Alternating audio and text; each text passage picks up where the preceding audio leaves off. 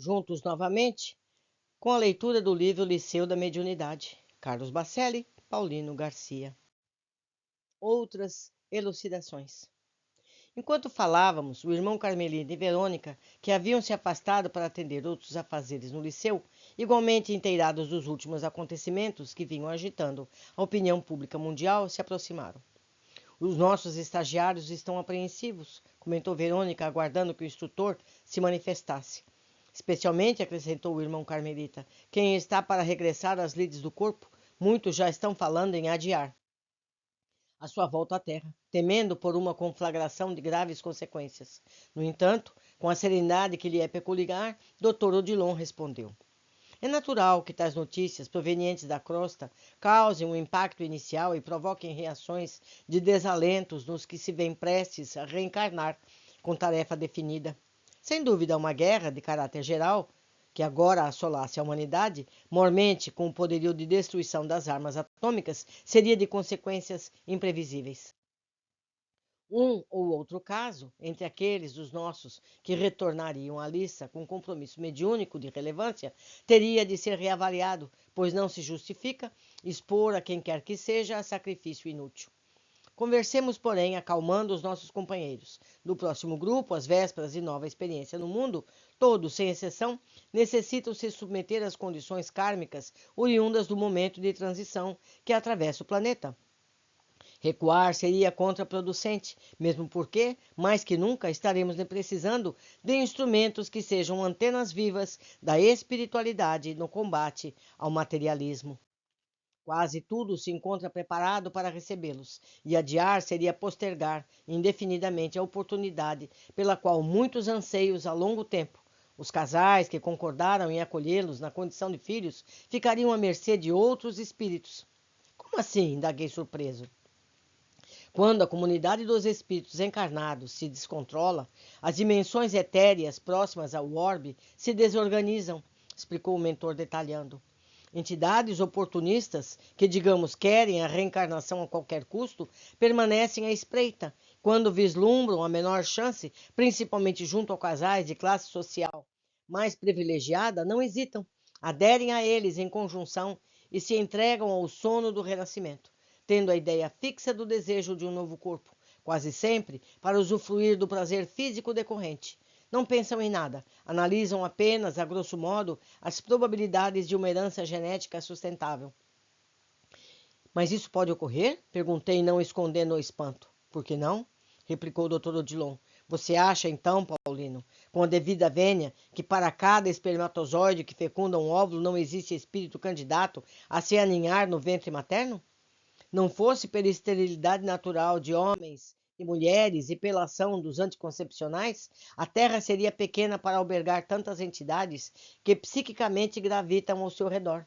Para muitos desencarnados, a reencarnação é uma necessidade compulsiva, ainda mais com a permissividade sexual que infelizmente graça entre os mais jovens. A reencarnação programada hoje em dia é um acontecimento até certo ponto raro, porquanto os espíritos não querem renascer para atender de maneira consciente às suas inelutáveis necessidades evolutivas. Buscam o corpo de carne como uma fonte de prazer.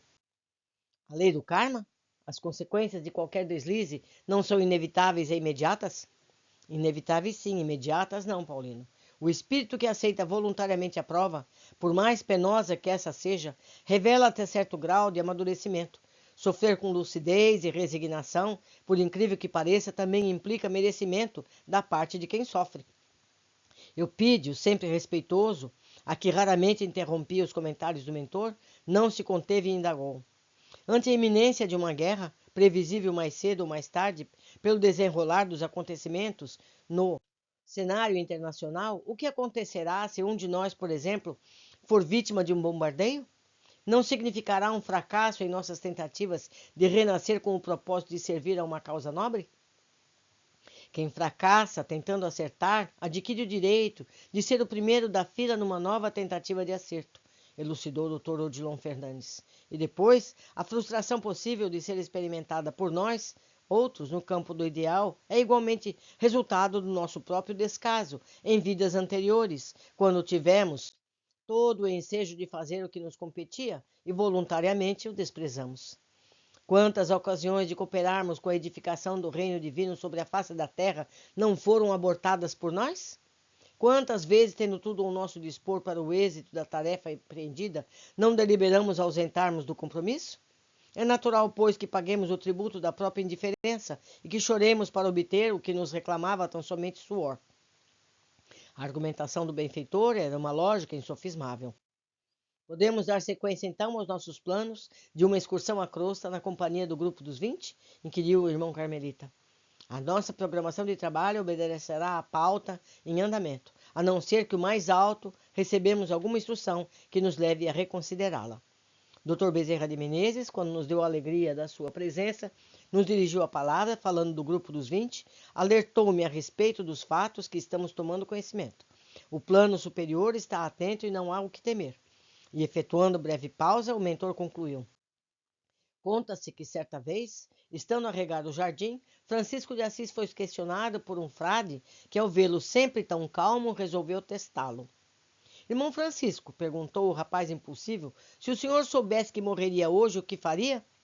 No entanto, sem desviar a atenção do serviço de jardinagem ao qual se entregava com tanto zelo, o doce poverello, Francisco, simplesmente respondeu: continuaria a regar as minhas flores. De nossa parte, pois, prossigamos regando nossas flores. O destino do ser humano está assegurado. Aconteça o que acontecer, nada lhe interromperá a marcha ascensional. No máximo, se atrasará uma jornada, mas para ele, seguir adiante é inevitável. Então, meus amigos, sigamos o exemplo de Francisco. Continuamos fazendo o que é certo, com fé em Deus, confiando no futuro. Abraços e até breve.